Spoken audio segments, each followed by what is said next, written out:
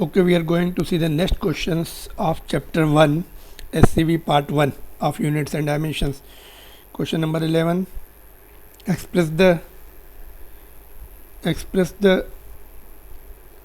power of 100 watt bulb in CGS system of units. Okay, so let's see. Power is 100 watt. Power is 100 joules per second. Now we'll convert it into the CGS unit. Joules is 1 joule is equal to 10 to the power 7 ergs, right? Or second as it is. So this comes to be 10 to the power 9 ergs per second, right? Direct conversion can be done. आगे next question देखते हैं. The normal duration of ISC physics practical period in Indian college is 100 minutes. Express this period in microcenturies. 1 microcentury is 10⁻⁻6 into 100 years. Micro means 10⁻⁻6. Century means 100. How many microseconds did you sleep yesterday? Okay, so we'll find out. 1 microcentury is 10 to the power -4 years है ना, ये -4 रह जाएगा, इसलिए 1 year इसको नीचे भेज देंगे. 10⁻⁻4 माइक्रोसेंचुरी, दैट्स 10⁻4 माइक्रोसेंचुरी हो गया 1 ईयर में. ठीक है, तो अभी हमें 1 ईयर में कितने मिनट्स हैं? 365 डेज इंटू 24 आवर्स और 1 आवर में 60 मिनट्स. तो these many minutes is these many micro centuries. इसको हमने नीचे भेज दिया और 100 से मल्टीप्लाई कर दिया, तो 100 मिनट्स का आ जाएगा. ठीक है, तो इतना आ रहा है. How much it is coming? This much. 1.9 micro centuries आ रहा है ये, दिस मच. सॉल्व करने के बाद स्लीप का निकालना है. तो सपोज यू आर स्लेप्ट से ये कितना है 1.5 आवर्स है ना. सपोज तुमने 6 आवर्स स्लीप किया, तो इसको जो है नहीं hour close to 1.5 hour minute में 100 मिनट्स इज क्लोज टू 1.5. तो क्लोज टू से 4 टाइम्स या 5 टाइम्स से मल्टीप्लाई कर दो, इतनी माइक्रो सेंचुरी तुमने स्लीप की per day, right? Next one is the surface tension of water is this much converted into SI unit. तो ये डाइन है and we know 10⁻5 dyne is equal to 1 newton. CGS unit है, force की है. तो इधर आ जाएगा ये -5. 1 डाइन इज 10⁻5 न्यूटन. तो 72 इंटू 1 डाइन, तो 1 डाइन को इतना लिखा. नीचे सेंटीमीटर है, 10 to the power -2 मीटर होता है. सिंप्लीफाई करने के बाद दिया जाएगा. ठीक है, no problem. Next one is the kinetic energy of rotating body depends on its moment of inertia and its angular speed omega. Assuming this the relation k the dimensionless constant, find a and b. Moment of inertia of the body is given by this.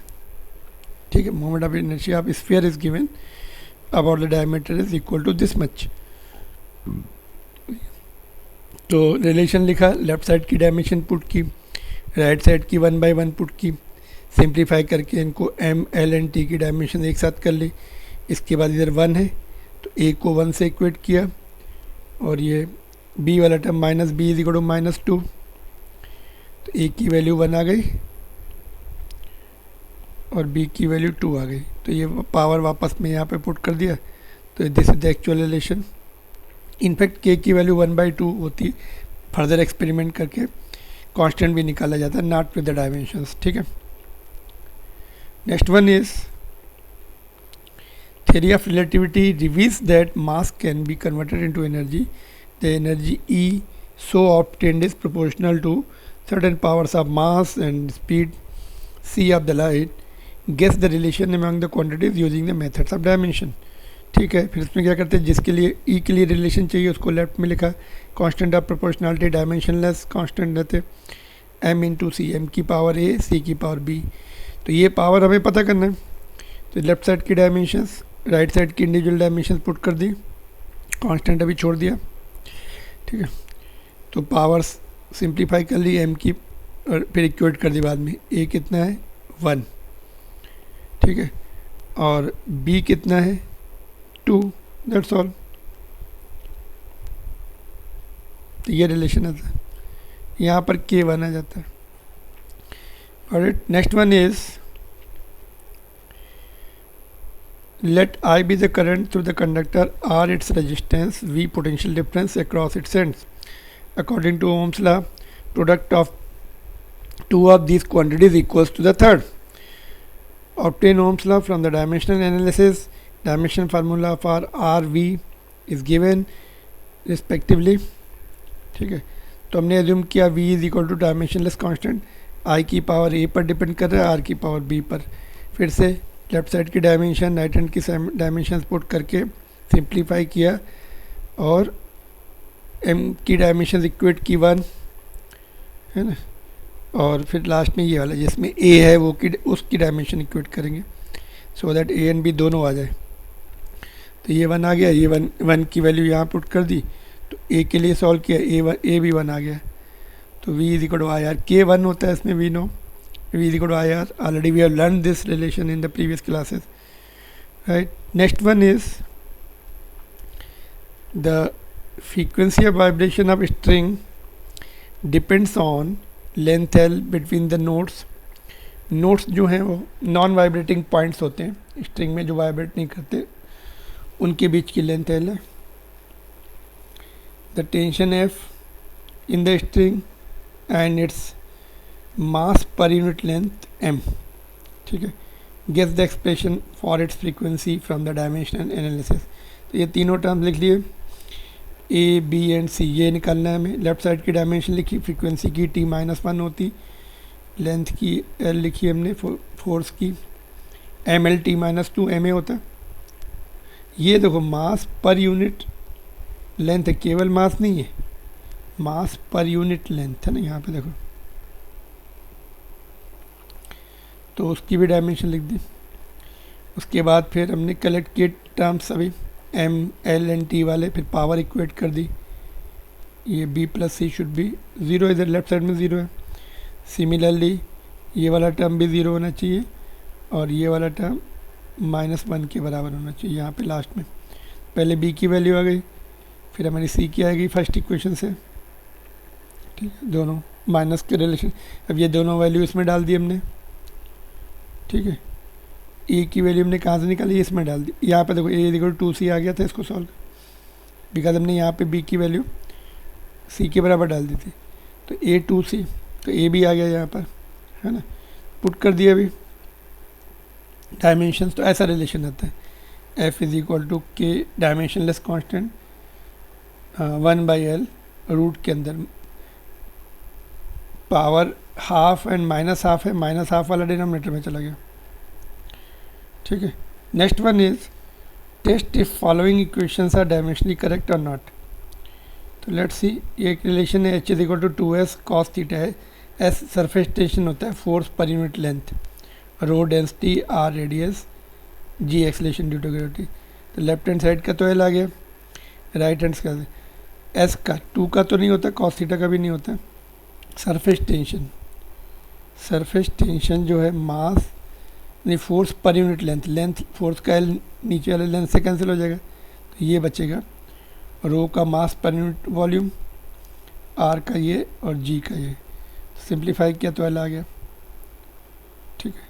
तो left hand side dimension is equal to right hand side, तो correct है B.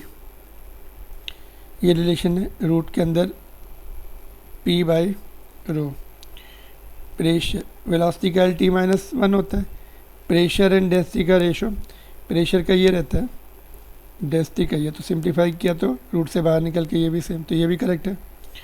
Next one is volume flowing, pressure radius की power 4 time, ये तुम्हारा coefficient of viscosity and length, ठीक है, तो left side का L cube, right hand side का देखो प्रेशर का ये, रेडियस का, लेंथ का 4 पावर, टाइम का टी है, ईटा।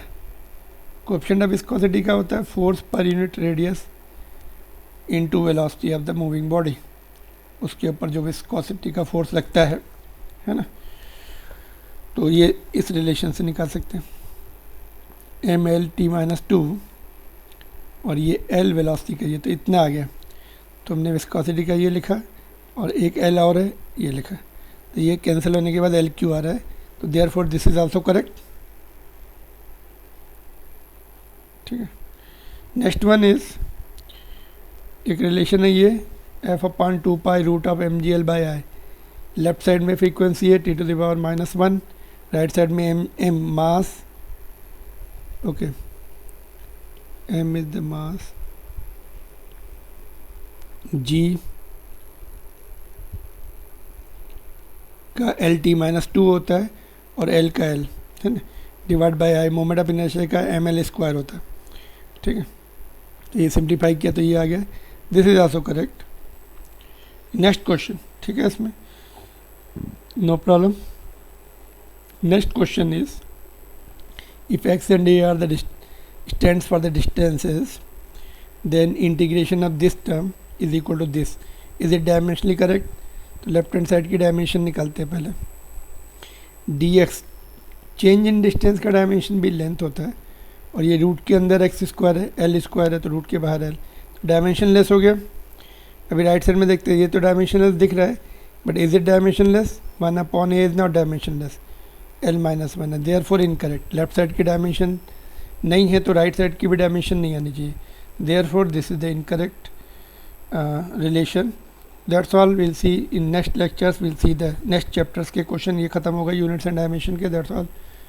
And I again request you, try first, then you see the solution or this lecture. Okay, thank you.